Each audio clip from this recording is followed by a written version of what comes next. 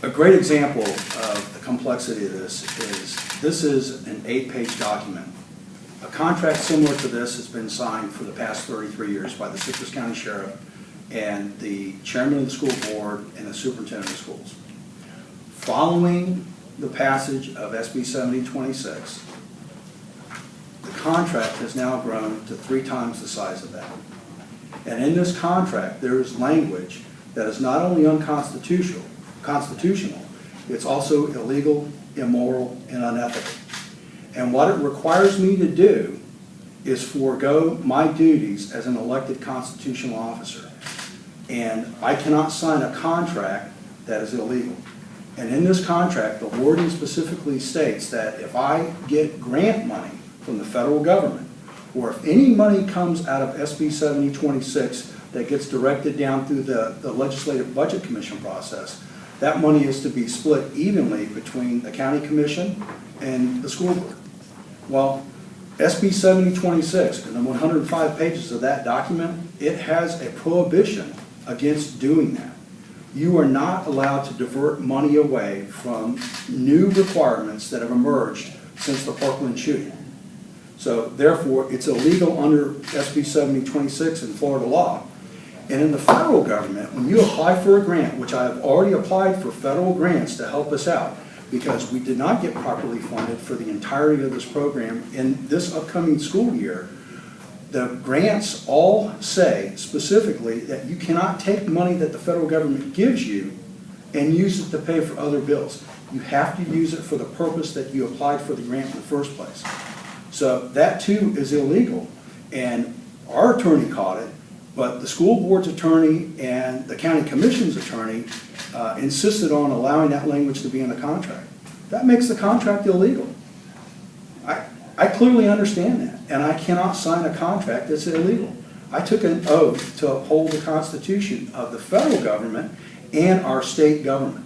And I am the person that is the constitutional officer that's duty bound to not sign a contract that violates Florida law or federal law. And I cannot sign that contract the way it's written. Now, months ago, we had an agreement to go ahead and put together a package of deputy sheriffs on all of our campuses. Going back to May, we talked about it. Going back to April, we talked about it. Going back to March, before this bill became law, we talked about it. We knew how many deputy sheriffs we needed to have on our campuses. And through going back and forth and every cost-cutting mechanism possible, they went from what we recommended as the bare minimum of 12 deputy sheriffs, and we said we will start the year with 9, but I'm going to go out and seek grant opportunities and other private donations to help me pay for the things that haven't been paid for. So right now, I need 3 more deputies to go ahead and augment what we've already got out there to meet the standard, and also ensure that anytime a deputy sheriff has to do an arrest, a Baker Act, or go to court, or go and do a deposition, that we've got coverage on those school campuses, because I'm not going to pull a deputy sheriff off those campuses.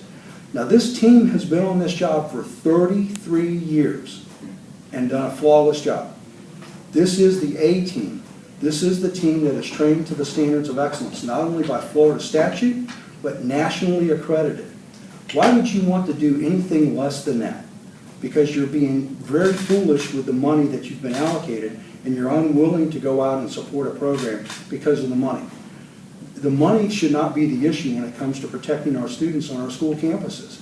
The issue should be, what does the sheriff require to do the job to the standards that the parents and that the sheriff, as the sole law enforcement official in this community charged with constitutional duties, needs to have. And we know what that number is. We've talked about it very passionately, and we should not have to violate Florida law and sign a contract that's illegal just to make that happen. So on August 13th, which is next Monday, there will be a deputy sheriff on every one of those campuses.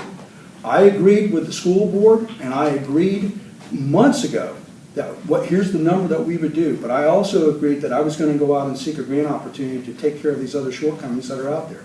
And I also took the step back in March, which you will remember, to go and ask the governor, the president of the Senate, and the Speaker of the House to consider a legislative budget commission process to reallocate that money to go out and help us with our shortfalls. We have significant shortfalls. The school board hasn't provided the money to pay for that.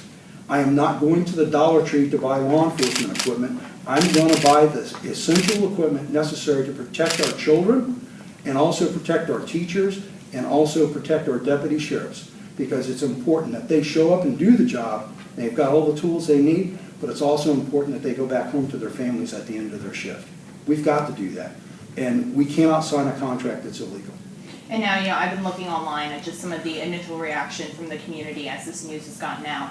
One thing that I'm seeing a lot of people say is, well, he must be hiding something if he's not going to sign this. What do you have to say to people that are saying that? Well, there's nothing to hide. You know what? We've gone through 12 audits in the past decade plus. Every one of those audits has had 0 findings. The audits have been perfect. But why would you, how many times do you do your income taxes? Once per year? Why would you pay for a second set of eyes to do your income taxes all over again?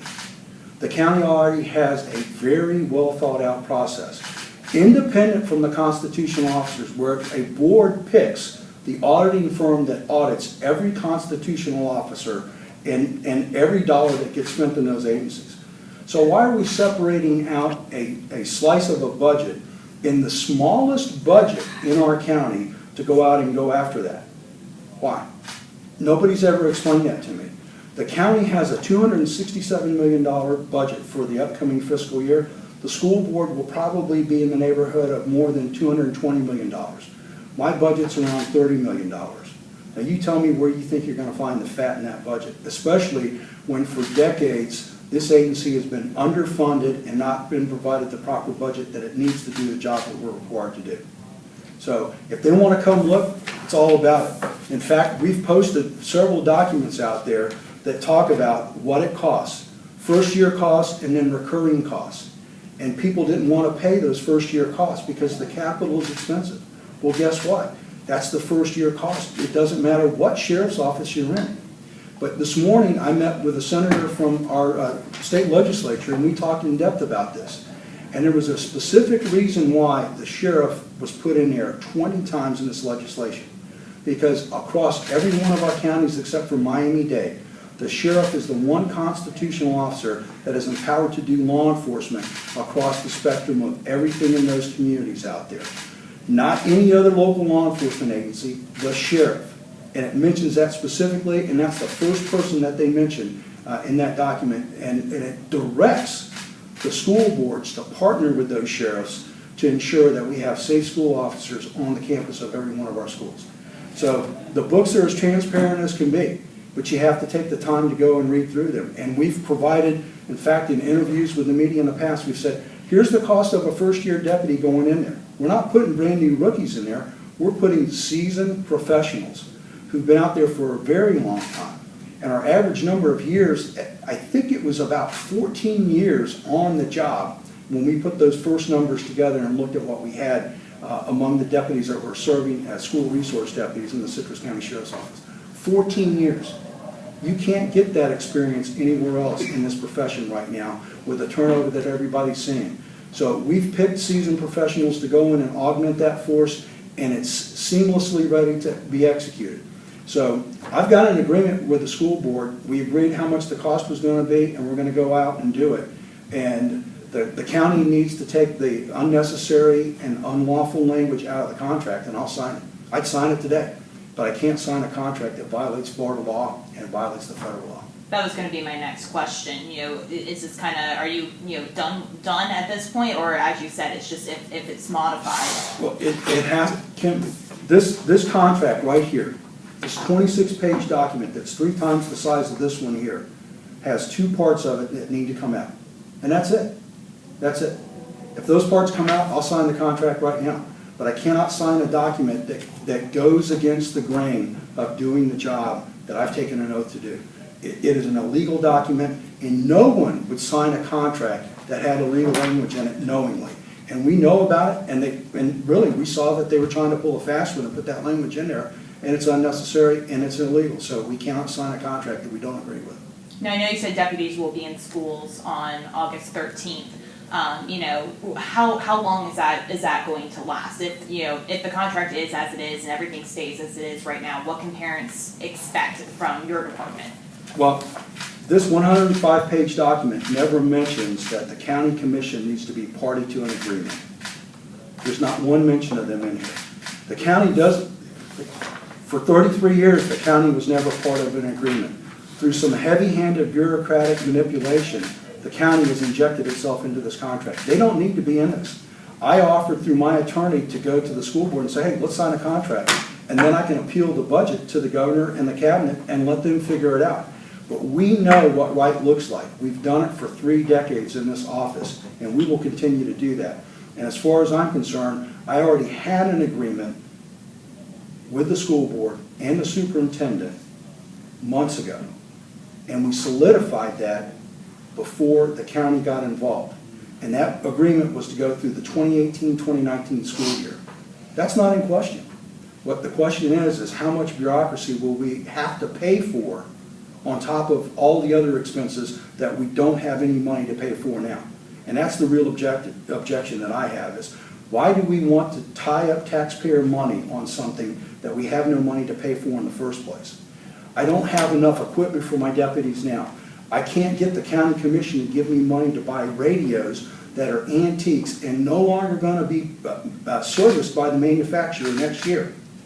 They're not going to service the radios after next year. And the county commission is not giving me a dime for that. So how on earth can I field these deputies out there to do this job unless I go after grant money and private donations?